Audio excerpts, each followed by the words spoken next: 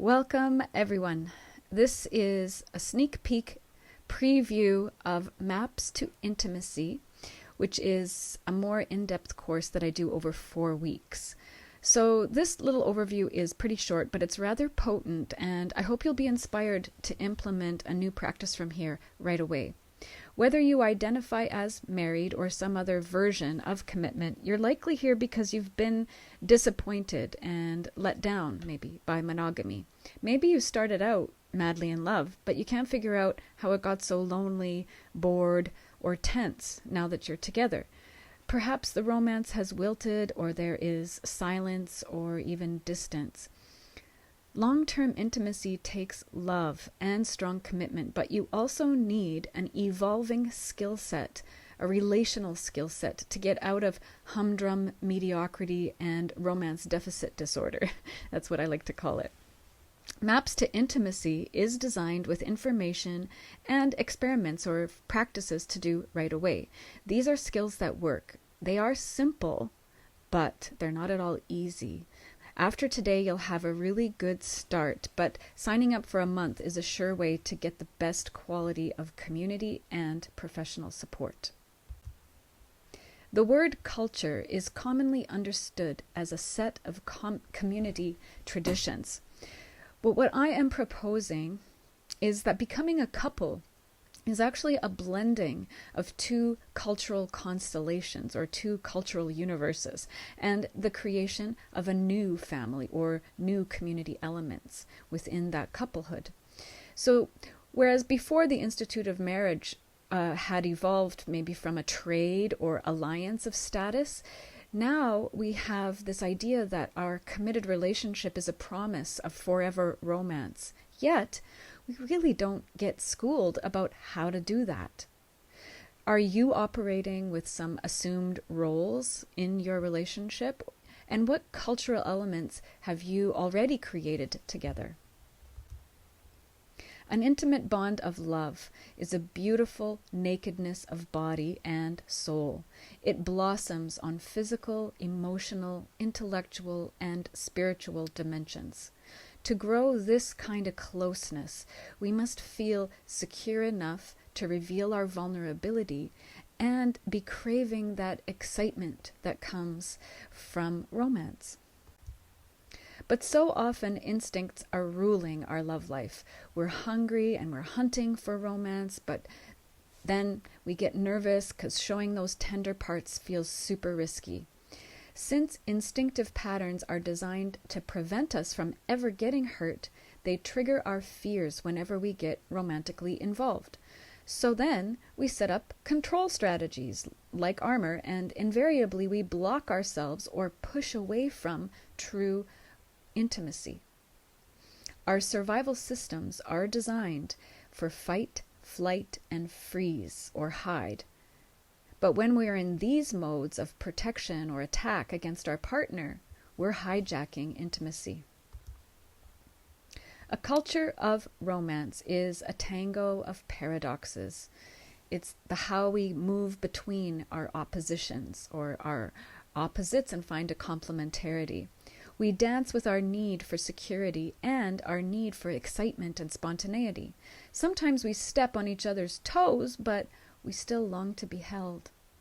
The intimacy skills help to balance and harmonize these kinds of paradoxes. There are 5 categories of couple culture to establish in your relationship, in a committed relationship. All of these elements must be active, engaging, and adaptive in every realm of coupling. Even from the get-go in dating, I would say. They are interconnected and overlapping. So you'll have access to this recording for a short period of time, and you can set your own pace here. So pause, replay, review as you need to. The intimacy skills apply to any area of your couple life. Here are the elements of the domestic dimension. Long-term couples often focus so much on tending to home and family and health and finances, etc., that they end up neglecting the intimacy in their erotic life, and the result is boredom and loneliness. The intimacy skills also apply to bedroom culture. easier to do in the early phases of attraction, but unless we attend to strong emotional bonds and erotic compatibilities through time, we cannot maintain a long-term romantic bond with the same person. Now, in Maps to Intimacy, what we're fostering is epic romance, which includes a compatible sexuality and a harmonious home. We want both.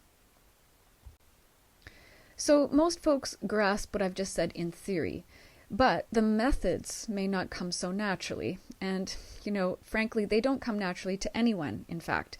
You really can't learn things like this in school, and it's likely that your parents didn't know them either, or didn't really know about this kind of stuff either. This slide is showing you 5 of the skills that I'm going to offer you today, whereas the complete program contains 15 or more skills that you get in 4 weeks, and you would have access to those for a lifetime. So as you read these, they may not make complete sense to you now, but I promise you they will. We're going to start with a culture of appreciation. You might have some negative connotations about giving compliments or praise because false flattery or manipulation might have been your experience before, but let's make a discernment here. We're not talking about flattery or false things, okay? So if that's you, what I'm asking you to do is practice this skill gradually as you start to discern and make distinctions. You want to take calculated risks and do it quite experimentally at first, and notice how it feels, and find that, sweet spot where it feels safe, but it also feels kind of exciting to try, right? So it feels really good to hear someone say, or to actually say out loud to someone, thank you, right? Maybe thank you for being here for me. Thank you for what you provide. I appreciate that you stick by me and persevere through these, difficult times we go through sometimes, right? So appreciation really does amplify things that are important, what matters. Appreciation doesn't bind you to, some kind of reciprocation or payback. There's no debt. Appreciation really does create a ripple effect of happy and goodness. So here are some starting phrases towards building a culture of appreciation. If you're like me 10 years ago, this might be a challenge for you. When I started exercising my appreciation muscles, it felt like I kind of had an amnesia about the good things. At first, I had to keep a notepad on me so I could track all the things. So what you're doing here is you track all the good things you do notice. You track what your partner does and the good things you do that might actually be invisible to them. And then, you might take a credit walk with them, or some kind of a, conversation around giving credit to each other for what deserves some appreciation. I recommend beginning any difficult or sweaty conversation with a heap of appreciation. And on a daily basis, the goal or the practice is to give 5 per day. It is simple, of course, but it's not easy, but it's very, very powerful. Even on the hard days, there's usually something to be worthy of appreciation. And on those days, each one means twice as much. So during tough times, it's still worth doing. I promise you won't regret it. Here are some examples. I'm going to tell you out loud here some of the things that I have said to my husband as I practice appreciation. My love, thank you for starting my car for me. Now my feet and legs are going to be happy all the way to work. I appreciate it when you take out the garbage. I feel the love in that. That stink really does overwhelm me when I'm in the middle of making dinner. I love you because your sense of humor always makes me giggle, even when I'm going through something very hard. Thank you. Let's move to skill number 2, which is about our personal attunement. This is a big skill. I give it actually an entire week in the full program. Attunement is about emotional awareness and how we honor our feelings. It is the authentic answer to the question, how are you? And maybe something like, what do you need? What do you need so that you can bring more love to your life? Things like this. These authentic answers is attunement.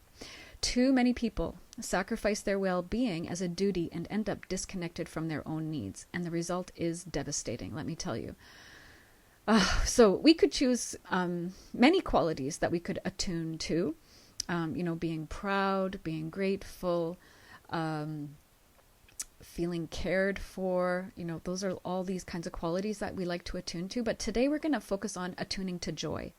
While it may be true that misery loves company, it's absolutely true that joy is contagious.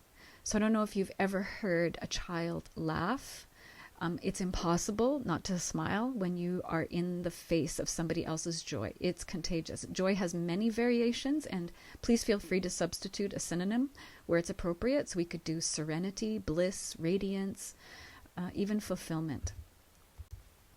The first responsibility around joy is self-regulation, the capacity to regain calm within chaos. Whenever you are upset or distressed, your physiology is flooding with hormones, which leads automatically to fight and flight reactions, like before you can think about it. Your nervous system needs time and space to digest the chemistry that happens in this state, or relationships and conversations just get uglier. The best thing to do is for self-regulation is to call a halt to all actions and decisions, relocate yourself, tune into your heart rate and breathing, anchor your awareness to your senses, or write out all the spinning thoughts until you become more calm. This process can take from 20 minutes to a few days. During regulation, you're going to do soothing and therapeutic things like visit nature, have a tantrum, howl at the top of your lungs, cover up in a heavy blanket and listen to music, and just rest. Warm, cozy, safe. Once things have subsided, your beautiful brain will shift gears and you will regain compassionate and creative ways to resolve problems. Managing emotional dysregulation creates self-respect, safety, and ultimately healing, which is a path to joy. So when you are triggered into a flooded nervous system, what is it that you need to do after you call a halt or a timeout? Joy sets us up for bubbly levels of pleasure. Now, there's a contrary to this. Getting chores done. It might give you relief or gratitude to have the bills paid and the dishes washed, but these are not true joy and happiness. So, my dears, what actually brings you joy? Be whimsical and frivolous as you answer. If coming up with even one thing feels blocked or overwhelming right now, like already, and this practice actually feels very risky for you, what might be happening is that you're in a state of recovery. Maybe you've had a recent grief or a trauma, or maybe you're experiencing extreme burnout. In this case, please let me know, and I will be happy to assist you with finding resources for that.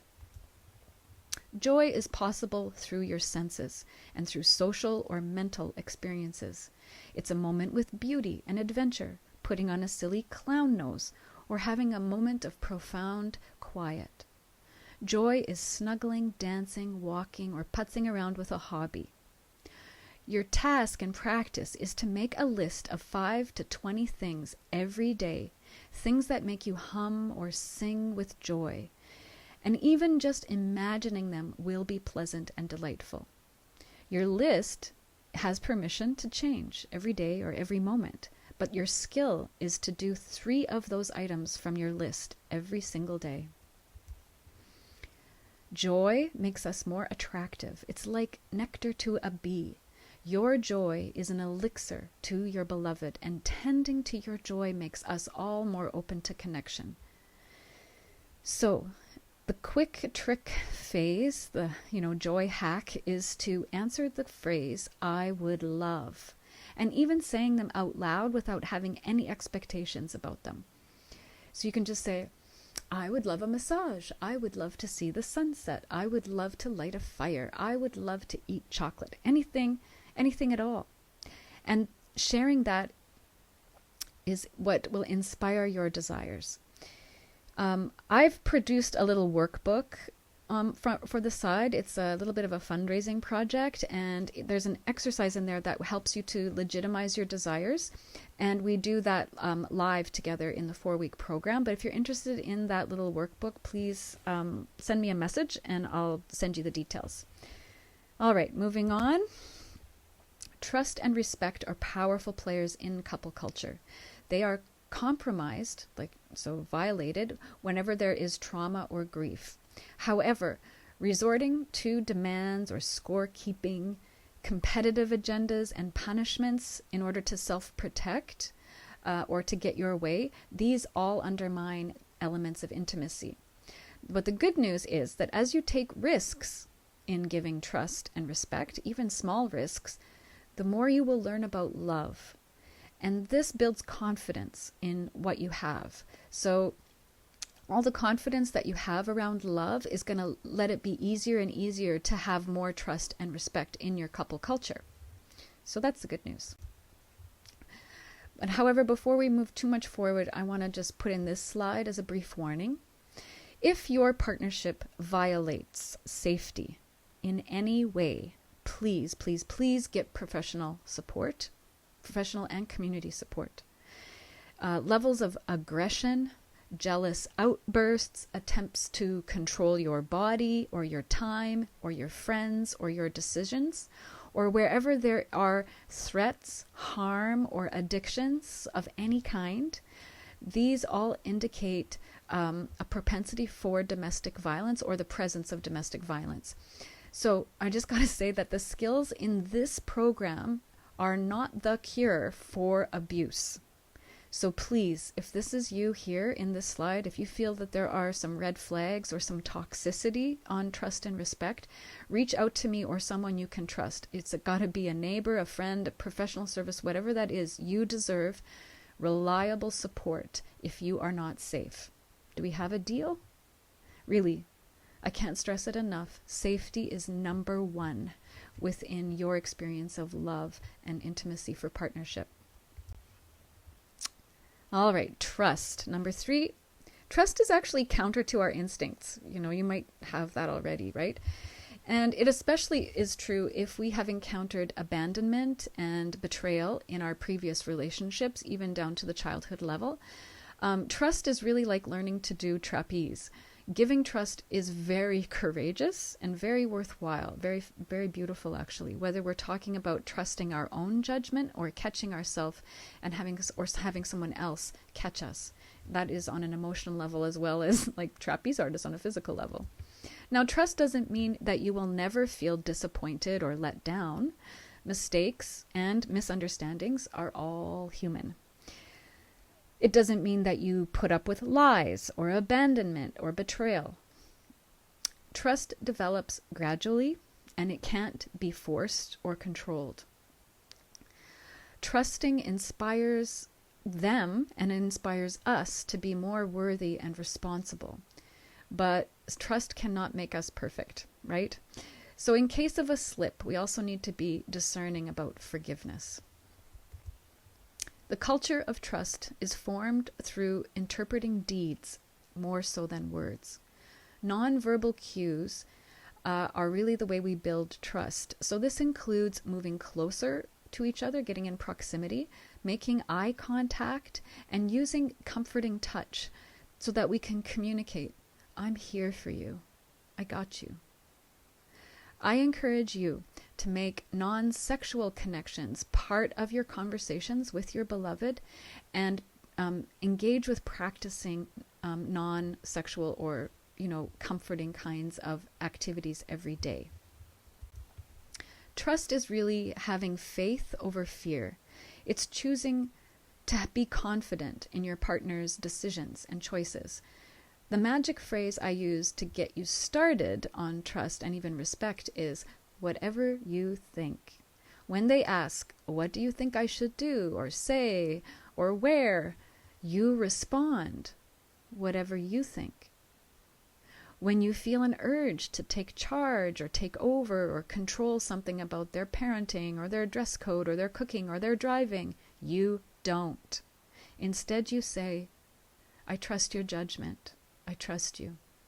Do what you think is best. I support you. And when your trust is really wavering, like, you have a little bit of fight and flight in there, you want to voice that too. That's a very intimate thing to share. All you have to do is say something like, I want to trust you, but I'm super scared. Do whatever you think, but no, or can you be sensitive to me? The only caveat here is when the question is something like, what would make you happy?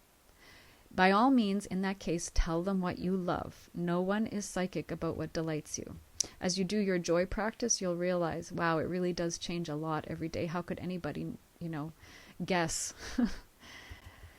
So before we formally move to skill number 4, I just want to celebrate that those trust skills I just gave you also apply for the culture of respect. When you trust each other, it actually feels like respect. Bonus effect. So great. Let's move to formally talk about respect a little bit. The quickest way to grow a culture of respect is to halt disrespect and listen with the intention of understanding.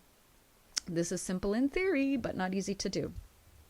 Blame games and competing power trips undercut respect. It is very disrespectful to complain to a beloved partner. Criticism really does wound the heart. So behaviors to take charge, take over, to rescue, defend, or fix them are really not constructive for intimacy. Have you ever uttered these words or something similar? Why can't you just figure it out? How could you mess it up again? God, you're so annoying. Right?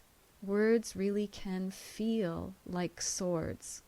Likewise, strategies of stone, silence, avoidance, and walled up contempt are really just as respectful as cursy words. Of course, even highly evolved couples offend each other from time to time. Whenever you feel disrespected or hurt and your system begins to flood, the words are actually going to come hard. It's not easy to find the words when you're in that state. So in this case, you would use a simple hand gesture or say something, kind of almost non-language, like "ugh" or "ouch." These kinds of interventions maintain respect, and they also signal that you're shifting to self-regulation and care. Once your nerves have settled, you can have a repair dialogue and revisit the problems that triggered the upset. If you don't already have a way to talk after you have an ouch, we do cover a few different dialogue frameworks in the 4-week program, so you might want to consider that. Besides stopping disrespect, the skill that I want to offer you today is how to reframe a complaint into a longing, into a desire that inspires. And I hope that helps you to remember what you're actually doing, because in every complaint there is pain. If we focus on the pain, all we're seeing is what we don't want, but it doesn't really inform what would heal us or what would make it better or what we really need in that moment.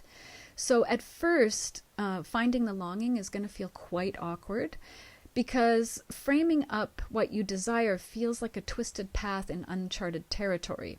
Of course, it is so much easier to frame what you don't like or what you don't want. So I want to give you a couple of examples right now.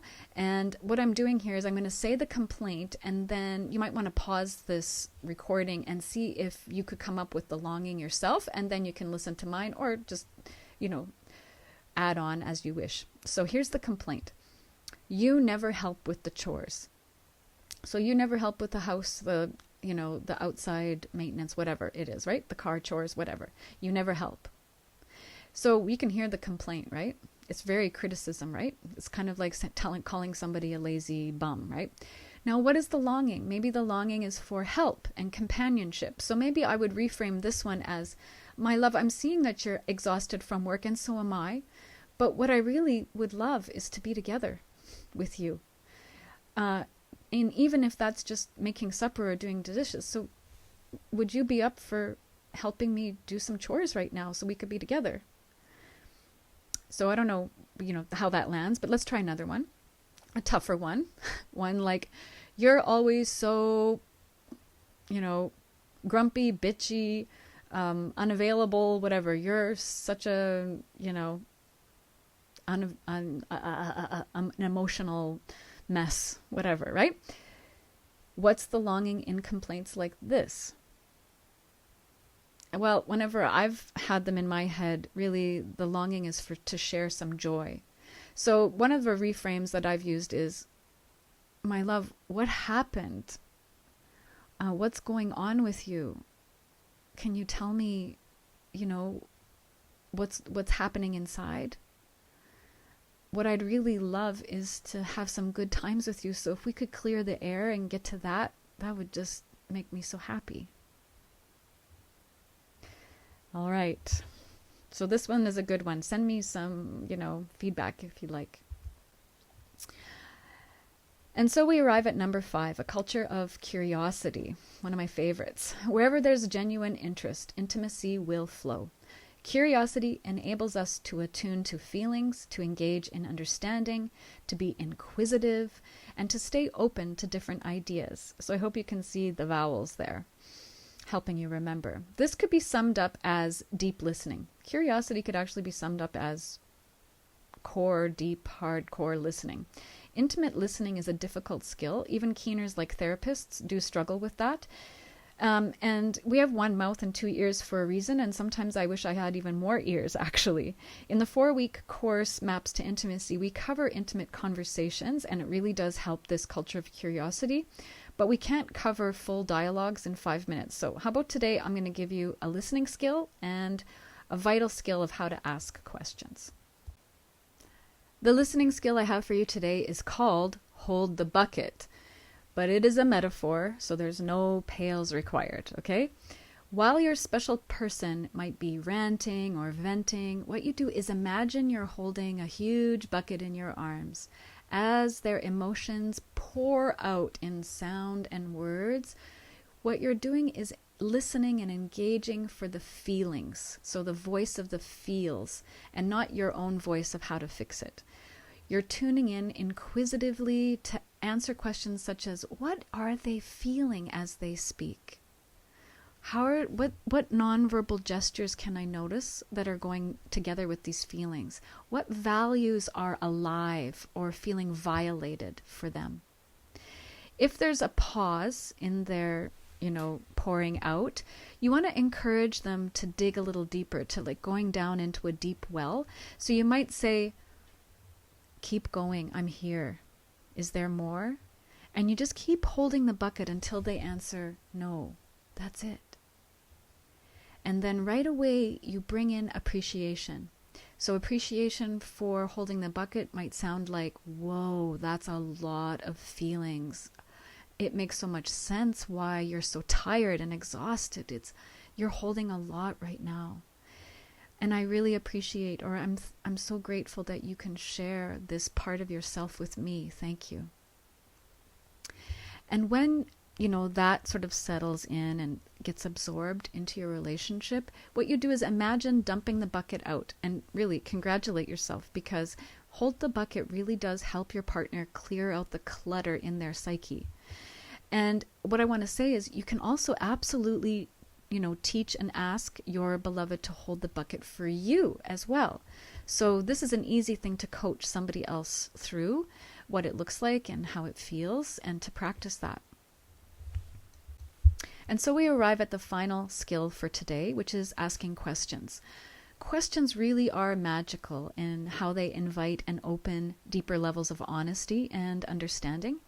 Whereas a closed question has blunt answers, an open question can't be answered with a single word, such as yes or no, this or that, blue or yellow.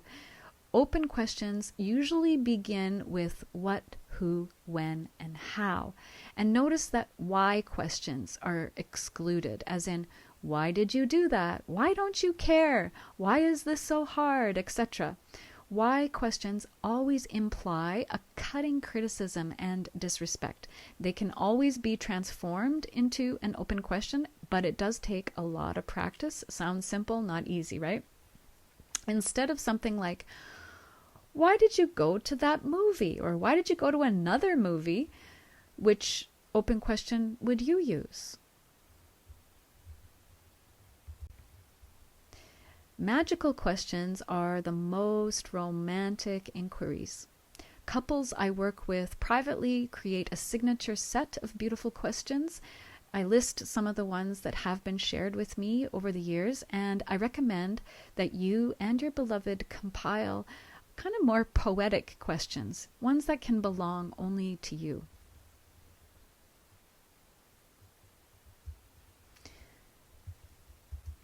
Before I say farewell, I want to emphasize that I really am here to help and support your couple culture. It's kind of a mission for me. Like learning an instrument or sport, you master things like this with lots of support and practice. The steps you take from here are part of the ever-evolving, ever-better culture of love. If you want even more skills and support, there are a few ways we can do that. My musings are on Facebook. I offer private counseling services, and I'd love to welcome you into the full 4-week program of Maps to Intimacy, which is a fusion of coaching and online modules. If I have your email address already, I will be sending you an invitation. And if you have any questions, please let me know. Great job! I hope you've been inspired by my little presentation today. I really would love to hear what skills you're using to create more intimacy with your beloved and what you are understanding. So cheers to an ever better life and love story for you. And as I mentioned, if I have your email address, you'll be invited to attend the 4-week program. And I will also send you information about attending live Q&A sessions based on the intimacy skills. So these Q&As can be about the dialogues. Sometimes they're about applying them to specific situations, like how to flirt or date or sexuality concerns. So those Q&As really are quite absorbing and quite engaged in and fun, actually, for me. So hope you'll consider joining one of those. But for now, cheers. My magic word is Meliora, which just means ever better life and love. So cheers to you, and bye for now.